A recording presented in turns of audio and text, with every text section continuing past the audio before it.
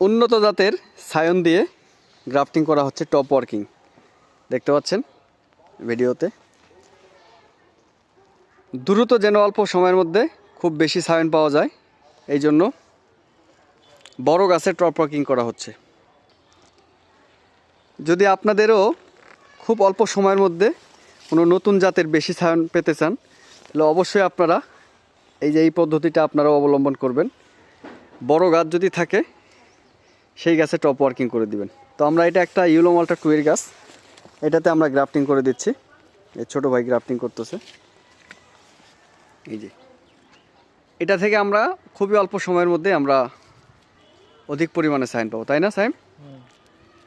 এটা এখন গ্রাফটিং করার পরে আবার ক্যাপ পরিয়ে দিব। শীতকালে মূলত হচ্ছে সাইট্রাস, কাঁঠাল এগুলোর গ্রাফটিং হয়। এই যে দেখুন চমৎকারভাবে গ্রাফটিং করা হচ্ছে। ভিডিওটা মনোযোগ দিয়ে দেখবেন, তাহলে আপনারাও খুব সহজে গ্রাফটিং শিখতে পারবেন। বেশি চাপ দিও না। হ্যাঁ, ওই দিক দিয়ে আরেকটা ইয়া দিয়ে দাও, শুধু একটা চোখ থাকে। হ্যাঁ, ওকে, ভিডিওটা মনোযোগ দিয়ে দেখবেন। আর এই ধরনের উপকারী ভিডিও পেতে অবশ্যই আপনারা আমার চ্যানেলটি সাবস্ক্রাইব করবেন, আমার পাশে থাকবেন।